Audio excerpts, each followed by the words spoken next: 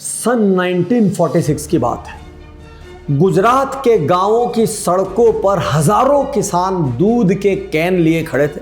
British bagged Polson dairy की गाड़ियां आने वाली थी उस दूध को लेने के लिए रोज की तरह। लेकिन ये क्या हुआ, गाड़ियां तो आई, इस बार किसानों ने उनको दूध देने की जगह हजारों लाखों लीटर दूध गांव की डस्टी सड़कों पर बहा दिया। पूरा गांव दूधमय हो गया। ये आक्रोश पैदा हुआ था उस ब्रिटिश कंपनी के डर्ट चीप रेट्स की वजह से। वो किसानों को इतना कम पैसा देते थे कि एक और किसान सरवाइव नहीं कर पा रहे थे और दूसरी ओर इसी दूध को बहुत महंगे दाम पर ले जाकर बॉम्बे में बेचा जा रहा था। वल्लभ भाई पटेल ने आह्वान किया, कोऑपरेटिव सोसाइटी बनाओ, अपना दूध खुद बेचो और इन सारे मिडिलमैन को बीच से हटाओ। 15 दिन तक मिल्क एम्बार्गो लगा रहा, दूध पर बैन लगा रहा, पूरा मुंबई हिल गया, कांप गया। और यहीं पर 1946 में कैरा मिल्क प्रोड्यूसर्स एसोसिएशन का जन्म हुआ और 1949 में फाइनली डॉक्टर वर्गीस कुरियन ने कार्यभार संभाला और उसके बाद का इतिहास हम सब जानते हैं। वहां पर व्हाइट रिवॉल्यूशन हुआ, दूध की क्रांति हुई, भारत दुनिया का सबसे बड़ा मिल्क प्रोड्यूसर देश बन गया, किसान माला माल हो गए। लेकिन आज मैं दूध की कहानी नहीं सुनाने आया, उसको तो मैं थोड़ा सा आपको इंट्रोडक्शन में जानकारी के लिए बताऊंगा। आज मैं आपको सुनाने आया हूं व्हाइट रिवॉल्यूशन के बाद अमूल की प्रोटीन रिवॉल्यूशन की कहानी। और आप किसी भी प्रकार का बिजनेस करते हो, आपको अद्भुत असाधारण लेसन मिलेंगे कि आप अपने बिजनेस को सैकड़ों हजारों गुना कैसे बढ़ाएं। आगे बढ़ने के पहले मैं आपको याद दिला दूं, ये शो उज्जवल पाटनी यूट्यूब चैनल पर रिलीज हुआ है। यदि आपको किसी के माध्यम से मिला हो तो तुरंत चैनल को सब्सक्राइब करें। 700 से ज्यादा वीडियो लाइफ पर, बिजनेस पर, प्रोडक्टिविटी पर, पेरेंटिंग पर, जीवन के हर डोमेन पर आपका इंतजार कर रहे हैं। हर दिन एक वीडियो देखेंगे, घर बैठे आप MBE मास्टर बाय एक्सपीरियंस हो जाएंगे। तो चलिए बात शुरू करते हैं अमूल की। प्रोटीन रिवॉल्यूशन के बारे में जानने के पहले आपको अमूल का डिस्ट्रीब्यूशन मॉडल समझना जरूरी है, जिसकी वजह से अमूल दुनिया का नंबर 1 मिल्क प्रोड्यूसर है। गांव में जो किसान हैं, पशुपालक हैं, वो दूध पैदा करते हैं। वो दूध आता है विलेज सोसाइटीज तक, विलेज सोसाइटीज से जाता है डिस्ट्रिक्ट यूनियंस तक, डिस्ट्रिक्ट यूनियन से जाता है स्टेट फेडरेशन तक। तो ये 3 टियर डिस्ट्रीब्यूशन नेटवर्क है। अब आप ये मत समझना कि कोऑपरेटिव है तो टेक्नोलॉजी नहीं होगी, या सेमी गवर्नमेंट टाइप्स है तो टेक्नोलॉजी नहीं होगी। यहां पर टेक्नोलॉजी का भरपूर इस्तेमाल होता है। हर टैंकर कोडेड होता है, हर प्रोडक्ट जो निकल रहा है वो कोडेड होता है। जब कोरोना आया सबको लगा दूध की किल्लत होगी, लेकिन अमूल देश को संकट से बचाने के लिए आगे आया और यहां पे अमूल ने बिल्कुल एक MNC की तरह, हाईटेक कंपनी की तरह काम किया। अपने प्रोडक्शन रेट को कई गुना बढ़ाया, साथ ही साथ मिल्क ट्रेन्स चलाई, जो ट्रेन निकल के पूरे देश के कोने कोने तक गई। टैंकर्स चलाया जिन पर IBM के सॉफ्टवेयर से कंप्लीट ट्रेसिंग होती थी, वो कब, कहां, कैसे, किस वक्त पहुंचेंगे, और इसी से 100% सेफ्टी एश्योर होती थी। और इस डिस्ट्रीब्यूशन मॉडल की वजह से देश के आखिरी कोने के आखिरी रिटेलर तक पहुंचने की वजह से अमूल ने एक ऐसा अनबीटेबल मॉडल खड़ा किया जिसकी बराबरी आज तक दुनिया में कोई नहीं कर पाया। 18,700 सोसाइटी, 5,000 से ज्यादा टैंकर, 10,000 से ज्यादा डिस्ट्रीब्यूटर, 1 मिलियन रिटेलर, और एक दो नहीं भाई, 50 देशों में जाता है अमूल। इसको कोऑपरेटिव या किसानों के ऑर्गेनाइजेशन समझ के हल्के पतले में मत ले लेना। कोई MNC भी इसके आसपास खड़ी नहीं हो पाई आज तक। अमूल के सबसे नए, सबसे अनूठे प्रोटीन रिवॉल्यूशन के बारे में जानने के पहले अमूल की प्रोडक्ट जर्नी को समझते हैं। नॉर्मली जब भी कोऑपरेटिव जैसे शब्द हमारे दिमाग में आते हैं, हमको लगता है ये एक सीमा से ज़्यादा ऊपर नहीं जा सकते, ये बहुत बड़े नहीं हो सकते, यहाँ पर खूब लाल फीताशाही रहेगी, यहाँ पर बहुत सारे लोगों की चलेगी और कभी भी ये टेक्नोलॉजिकली कॉम्पिटेंट भी नहीं होंगे, ये प्रोडक्ट वाइज सुपर एग्रेसिव भी नहीं होंगे। लेकिन अमूल ने इन सारी धारणाओं को झुटलाया। मैं आपको अमूल की प्रोडक्ट जर्नी बताता हूं, जिससे आपको यह पता चलेगा वो महज दूध में नहीं रहा, वो ऑल मिल्क रिलेटेड प्रोडक्ट्स का बादशाह बन गया, बल्कि बाकी सारे प्रोडक्ट ऐसे थे जिनकी प्रॉफिट मार्जिन मिल्क की तुलना में बहुत ज़्यादा है। 1980 में अमूल ने चीज़ बनाया और साथ ही साथ आइसक्रीम लॉन्च की। 1990 में अमूल ने देखा कि प्लेन मिल्क के साथ यदि एक फ्लेवर्ड मिल्क बना दिया जाए तो सिंपल दूध वाली जो फीलिंग है वो चली जाएगी और लोग इसको फन के लिए, मज़े के लिए और टेस्ट के लिए भी पिएंगे। तो 1990 में फ्लेवर्ड मिल्क आया जिसने यूथ को टारगेट किया। 2000 में अमूल कूल आ गया। बहुत सारे लोग छाछ प्रेमी हैं, उनके लिए मस्ती बटर मिल्क आ गया और बहुत सारी प्रो रेंज आ गई। 2010 में अमूल ने और बड़ा विस्तार किया और ready to eat desserts launch कर दिए। और अब बारी आती है उस प्रोडक्ट की, उस रिवॉल्यूशन की जिसके लिए आज का ये उज्जवल पाटनी शो मैंने बनाने का निर्णय किया। और महज इसलिए नहीं कि मैं अमूल को प्यार करता हूं, इसलिए भी मैं खुद इस प्रोडक्ट का कंज्यूमर हूं। अमूल के प्रोटीन रिवॉल्यूशन को समझने के पहले इंडिया के प्रोटीन प्रॉब्लम को समझना पड़ेगा। लगभग 70% इंडियंस की मसल हेल्थ खराब है। मसल्स का बिल्डिंग ब्लॉक होता है प्रोटीन। प्रोटीन हमारे खाने में इतना कम होता है कि अधिकांश इंडियंस जो 30+ हैं वो muscles fatigue, muscle pain, muscle weakness के शिकार होते हैं। और यदि बुढ़ापे में शरीर के लिए कोई सबसे इंपॉर्टेंट सपोर्ट सिस्टम है वो है मसल। कहते हैं जितनी ज़्यादा आपकी मसल्स स्ट्रांग होगी उतना ही आपका बुढ़ापा अच्छा बीतेगा। और एक और सत्य, 93% इंडियंस को तो ये भी नहीं पता कि डेली प्रोटीन रिक्वायरमेंट क्या होती है। यदि हम एक औसत इंडियन की बात करें तो हर 1 किलो के शरीर के पीछे 1 ग्राम प्रोटीन लगता है। मतलब यदि आप 80 किलो के हैं तो आपको 80 ग्राम प्रोटीन चाहिए। 80 ग्राम प्रोटीन तो छोड़िए, एक औसत इंडियन 20 से 40 ग्राम प्रोटीन भी नहीं ले पाता और आजीवन प्रोटीन शॉर्टेज में जीता है। अब 80 ग्राम प्रोटीन को नॉर्मल फूड से ले पाना बहुत कठिन है। उसके लिए बहुत ज़्यादा डाइट प्लानिंग की ज़रूरत है। शायद उसके लिए आधा लीटर दाल पीना पड़ेगा और या तो उसके लिए बहुत सारा नॉनवेज खाना पड़ेगा जो अधिकांश वेज समाज नहीं कर सकता और उसकी भी अपनी प्रॉब्लम्स।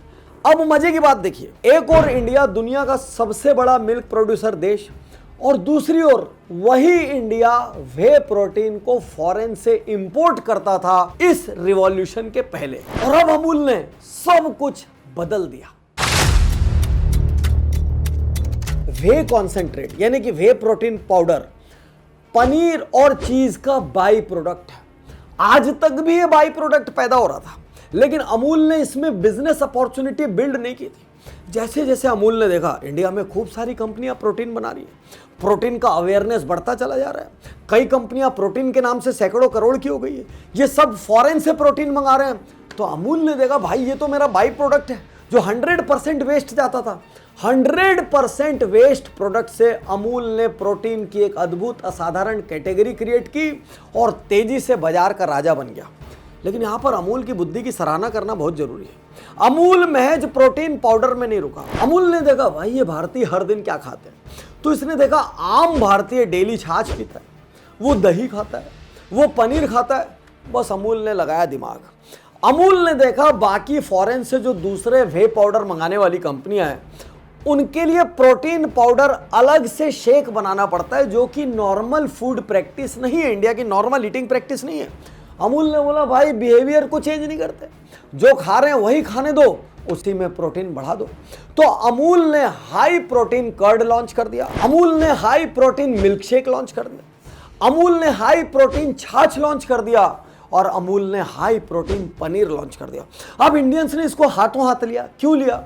भाई मैं जो खा रहा हूं मेरे को वही खाना है और उसी खाने में मुझे इंडिया की सबसे ट्रस्टेड कंपनी से एक फिक्स्ड मात्रा में प्रोटीन मिल रहा है। तो बाकी सारी कंपनियों ने जितना प्रोटीन का एजुकेशन फैलाया वो सब का फायदा अमूल ले गया और इस तरीके से ले गया कि अमूल के कई प्रोडक्ट इतनी शॉर्टेज में चलते हैं कि आपको हर दिन ऑनलाइन खोलकर उनको चेक करना पड़ेगा कि भाई ये अवेलेबल है कि नहीं।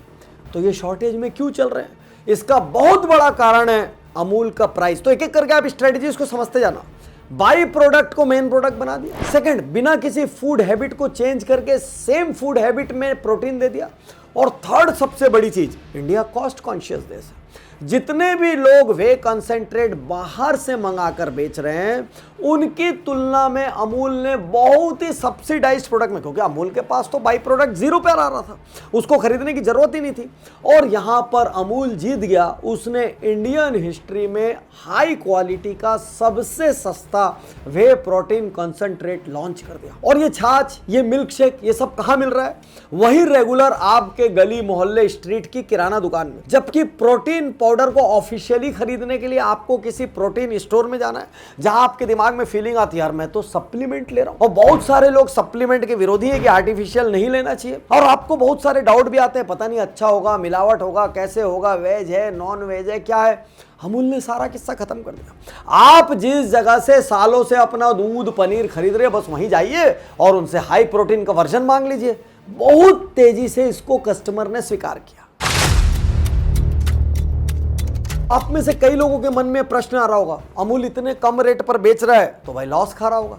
लॉस नहीं खा रहा है। अमूल पर केजी 2182 रुपए कमाता है और दूसरे कॉम्पिटिटर पर केजी 1200 रुपया कमाते हैं। इसका मतलब अमूल अपने पूरे चैनल को बाकी लोगों की तुलना में ज्यादा पैसा देता है। इसका मतलब अमूल का किसान जो अमूल को प्रोडक्ट दे रहा है उसको अमूल से तोड़ना बहुत मुश्किल है। उसके साथ एक और बहुत बड़ा कारण है, बाकी जितनी भी कंपनियां हैं उनका marketing spend, marketing budget, publicity का खर्च लगभग 20 से 25% है और अमूल का मार्केटिंग बजट मात्र 1% है। अटरली बटरली डिलीशियस, वो लड़की आपको याद होगी, और हर घटना के ऊपर एक कॉमेडी होर्डिंग लग जाती है, एक कॉमेडी ऐड आ जाता है और उनका सटायर वर्ल्ड फेमस है। पूरी दुनिया में हर यूनिवर्सिटी में जब जब मार्केटिंग को पढ़ाया जाता है अमूल का नाम जरूर आता है। अमूल ब्रांड एम्बेसडर्स को कोई पैसा नहीं देता, अमूल महंगे हीरो हीरोइंस को नहीं लेता, अमूल बड़े बड़े प्रोग्राम्स को स्पॉन्सर नहीं करता, अमूल बहुत बड़े बड़े स्पोर्ट्स कैंपेन को स्पॉन्सर नहीं करता। अमूल अपने मार्केट बजट को मिनिमम रख रहा है और उसका बेनिफिट वो कस्टमर्स को पास ऑन कर रहा है। तो इस वजह से जब कस्टमर को कम रेट पर इतना अच्छा प्रोडक्ट मिल रहा है तो बाकी कंपनियां कहां से सांस लेगी। यहां पर एक और चीज समझना जरूरी है, बाकी कंपनियां रिटेलर को लालच देने के लिए और एक्स्ट्रा मार्जिन देती है। अमूल रिटेलर्स को अपने कॉम्पिटिटर्स की तुलना में कम मार्जिन देता है, लेकिन हर रिटेलर अमूल का दीवाना है क्योंकि अमूल के पास वॉल्यूम गेम है। अमूल के माल को रिटेलर को बेचना नहीं पड़ता, पुश नहीं करना पड़ता, वो पुल है। लोग आते हैं, एक प्रोडक्ट को मांगते हैं और सीधा लेकर चले जाते हैं। रिटेलर का एफर्ट मिनिमम रहता है, रिटेलर को सिर्फ अवेलेबिलिटी और डिस्ट्रीब्यूशन पर फोकस करना होता है। तो यहां पर बड़ा सवाल ये उठता है कि आखिर एक आम बिजनेसमैन के लिए इस कहानी में क्या लेसन। सबसे बड़ा लेसन जो मैं समझता हूं, यदि सही मैनेजमेंट हो, यदि बिजनेस प्रैक्टिसेस सही हो तो एक कोऑपरेटिव सोसाइटी भी कमाल कर सकती है। मैं इस वक्त जब इस केस स्टडी को रिकॉर्ड कर रहा हूं, मेरे खुद के अंदर से भाव आ रहे हैं कि यार अच्छा लीडर हो, वर्गीस कुरियन जैसा कोई लीडर हो तो मिल्क रिवॉल्यूशन क्रांति हो सकती है। उसके बाद उनके सक्सेसर्स तगड़े हो तो प्रोटीन रिवॉल्यूशन जैसी क्रांति हो सकती है। एक कोऑपरेटिव कंपनी, एक सरकारी टाइप के फ्लेवर वाली कंपनी जिसमें बहुत सारे डिसीजन मेकर हैं, वो कंपनी प्रोडक्ट में लीडरशिप ले सकती है, वो कंपनी टेक में लीडरशिप ले सकती है, वो कंपनी डिस्ट्रीब्यूशन में लीडरशिप ले सकती है। तो इसका अर्थ ये ऐसा नहीं है कि पूरी सरकारी कंपनियां खराब है, ऐसा नहीं है कि पूरे कोऑपरेटिव्स खराब है। जहां जहां एक तगड़ा और इफेक्टिव लीडर होगा वहां वहां ऑर्गेनाइजेशन डिफरेंटली परफॉर्म करेगा। तो यहां पर आपसे एक बहुत बड़ा सवाल है, आप खुद कैसे लीडर हैं? क्या आप तेजी से नए प्रोडक्ट्स इंट्रोड्यूस करते हैं? क्या आप तेजी से अपने इकोसिस्टम को ओन करते हैं? क्या आप फर्स्ट पॉइंट से लेके एंड पॉइंट तक लगातार, चाहे वो डिस्ट्रीब्यूशन हो, चाहे वो प्रोडक्शन हो, चाहे वो सप्लाई चेन हो, चाहे वो प्रोडक्ट हो, हर लेवल पर आप इनोवेशन करते हैं? जिस तरीके से अमूल ने कोविड को सबसे बड़ी अपॉर्चुनिटी में बदल दिया, क्या आप अपनी क्राइसिस को अपॉर्चुनिटीज में बदलते हैं? ऐसी सैकड़ों केस स्टडीज की बात हम बिजनेस गुरुकुल में करते हैं और वहां पे उन पर डीपली डिस्कस करते हैं, विस्तार से वाद विवाद करते हैं। लेकिन आज यहां मैं आपको लेसन नहीं दूंगा।